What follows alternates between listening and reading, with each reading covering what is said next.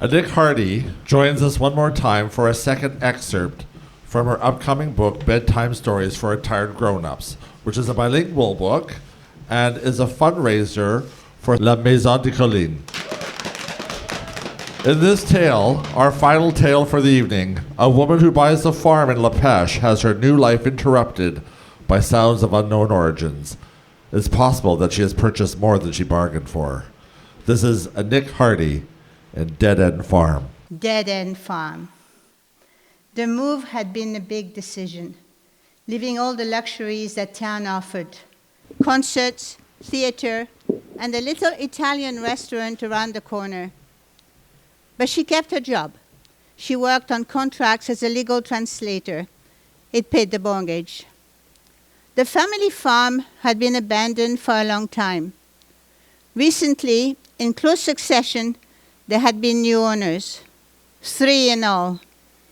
But none had stayed, and they'd all quickly put the farm back on the market. The real estate agent had been vague about their reasons for leaving. She had not insisted. The price was right, and she'd grabbed it. Dead End Farm, it was called. She could see why. That's where the road stopped.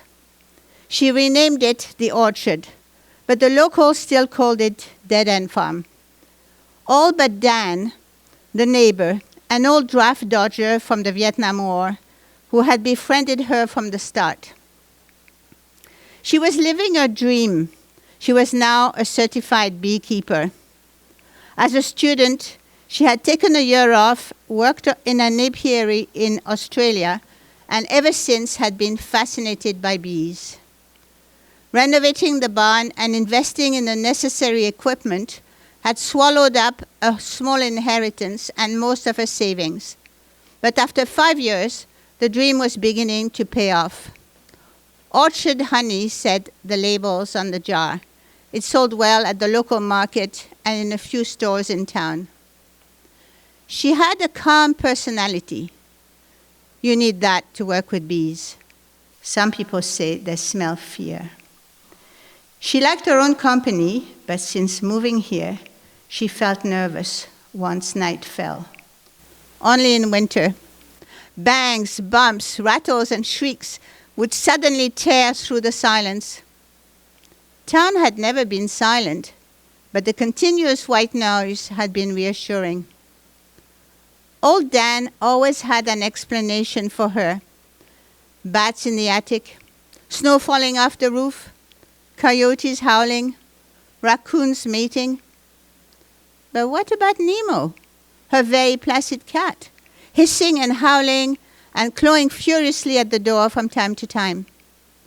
What about the radio, coming on suddenly? The sitting room window shattering, always at night, always in winter. She couldn't wait for spring. When it showed up at last, everything went back to normal. One day, Dan brought lilac saplings and was helping her dig holes for them when a spade hit a piece of metal, an old rusty buckle attached to a strip of leather. Beside it, they saw some bones. She'd found bones before, large ones, from cattle. She had even kept the skull of a cow and called it Bessie. But this was no Bessie. It looked very much like a human skeleton.